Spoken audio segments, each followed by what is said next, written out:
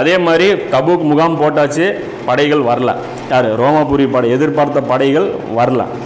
அப்போது இந்த இடத்துல காலித் பின் வலித் ரலியல்லாஹு அன்ஹு ரசூலுல்லாஹ் என்ன பண்ணுறாங்க, தூமத்துல் ஜந்தல்ங்கிற இன்னொரு ஊருக்கு அனுப்புகிறாங்க, அந்த லொக்காலிட்டிலேயே. அதுவும் யாருடைய கண்ட்ரோலுக்கு கீழே இருக்கிற ஊர்?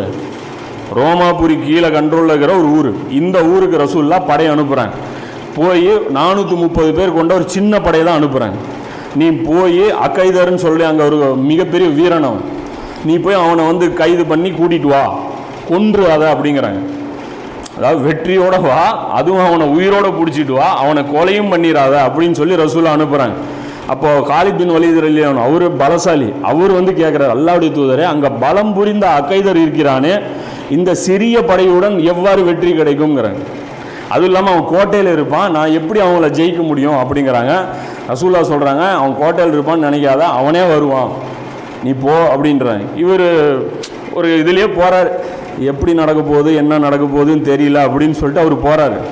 அப்போ ரசூலுல்லாஹ் சொல்கிறாங்க, நீ போகும்போது அவன் வேட்டையாடிட்டு இருப்பான், ஒரு மாட்டை வேட்டையாடுவான், அவன் உங்ககிட்ட தனியாக வந்து சிக்குவான், நீ அவனை வந்து கைது பண்ணி அவங்ககிட்ட சாவிகளை எடுத்து நீ கோட்டையெல்லாம் ஓப்பன் பண்ணி நீ பாட்டுக்கு தாராளமாக போய் எல்லாமே பண்ணிக்கோ அப்படின்னு சொல்லி ரசூலுல்லாஹ் சொல்லி எல்லாமே சொல்லி அனுப்புகிறாங்க. இது நடக்கும் அப்படின்னே சொல்லி அனுப்புகிறாங்க.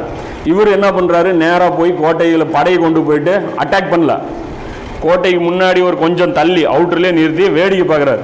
ரசூலுல்லாஹ் சொல்கிற மாதிரி என்ன நடக்குதுன்னு பார்க்கலாம் அப்படிங்கிற இவர் நின்று பார்த்துட்டு இருக்கிறாரு. கோட்டையில் எந்த சலசலப்பும் இல்லை. அப்போ எங்கேருந்து திடீர்னு ஒரு அரிய வகை மாடு, அதுவும் அந்த காட்டு மாடுன்னு சொல்லுவாங்களே, அந்த மாதிரி ஒரு அரிய வகை மாடு வருது, திடீர்னு வருது. நேராக போய் அந்த கோட்டையோடைய செவுத்தை போய் இது முட்டுது, தலையில் போய் முட்டுன்னு முட்டுது. மேலே இருந்து அந்த கோட்டையோடைய மன்னன் வந்து பார்க்குறான். பார்த்தோன்னே மனைவி சொல்லுது, இது வந்து இவ்வளோ சிறந்த இறைச்சி இது வரைக்கும் நாங்கள் சாப்பிட்டதில்லை, இவ்வளோ அருமையான இறைச்சி கிடச்சிருக்குது அப்படின்னோடனே அவன் என்ன பண்ணுறான், மனைவி வந்து இப்படி கேட்டவுடனே அவனுக்கு கௌரவ பிரச்சனையாக போயிடுது. உடனே வில்லு அம்பெல்லாம் எடுத்துக்கிட்டு ஒரு 10-5 பேரை கூட்டிக்கிட்டு டக்குன்ட்டு கிளம்புறான். அது மாடு வந்து அதாவது வாலண்டியராக வந்து மாடுக்கு சொல்லுது, என்னை வேட்டையாடுங்குது. அப்போ மாடு கதவை திறக்கிற, மாடு ஓடுது. சல்லுண்டி ஒரு போய் நேராக ஓடுறாரு. ஓடினா காலித் பின் வலித் படைக்கு முன்னாடி போய் அவன் நிற்கிறாரு. யார்? அக்கைதருங்கிறவர் போய் கரெக்டாக ஒரு படைக்கு முன்னாடி நிற்கார். அப்போ தான் சொல்கிறார், ரசூலுல்லாஹ் சொன்ன மாதிரியே நீ வந்துட்ட, என்கிட்ட நீயே வந்து நின்றுக்கிட்ட அப்படின்னு. படையை பார்த்தா இத்தனை பேர் 400 பேர் பக்கமாக இருக்கிறாங்க, இவங்க 5 பேர் மாட்டிக்கிறாங்க.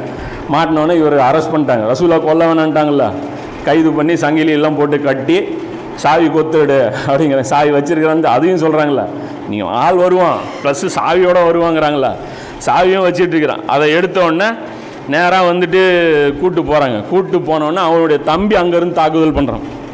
படைகள்லாம் பார்த்த உடனே அவன் தம்பி வந்து தாக்குதல் பண்ணுறான். அப்போ வந்து இவரை வந்து காலித் பின் வலித் சொல்கிறாங்க, ஒழுங்காக சாவி திறந்து ஓப்பன் பண்ணி எல்லாம் கண்ட்ரோல் கையில் கொடுத்தீங்கன்னா உன்னை உயிரோடு விட்டுருவோங்கிறாங்க. அப்போ அவர் சொல்கிறாரு, சரி எனக்கு விட்டுருங்க, என்னை வந்து ஒன்றும் பண்ணிடாதீங்க அப்படின்னு சொல்லிவிட்டு நேராக போகிறாங்க, திறந்து விட்றாங்க. காலித் பின் வலிதினுடைய பலைகள் வந்து கோட்டைக்குள்ளே படை பூந்துருச்சுன்னா அவ்வளோதான், ஒன்றும் பண்ண முடியாது.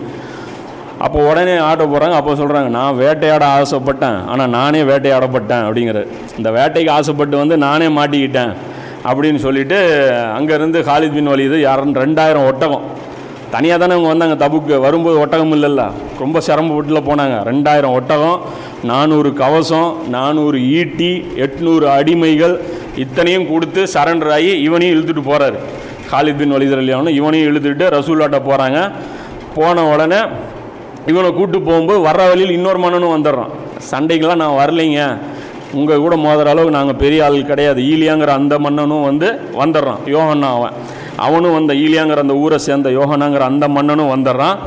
இந்த 2 பேருக்குமே ரசூலுல்லாஹ் லெட்டர் எழுதி கொடுக்குறாங்க, அமானத், இது வந்து என்னுடைய கவர்மெண்ட்டுக்கு கீழே இது வந்துருச்சு, இந்த ஊர் இது 2மே என்னுடைய பொறுப்பில் வந்துருச்சு, அதனால் எல்லாருக்குமே ஒரு வார்னிங்கு, யாரும் இவங்க 2 பேர் மேலே கை வைக்கக்கூடாது. யாருக்கு? ரோமாபுரிக்கும் கிஸ்ராவுக்கும் வார்னிங் பண்ணி அந்த லெட்டரை வந்து எழுதி கொடுத்துட்றாங்க.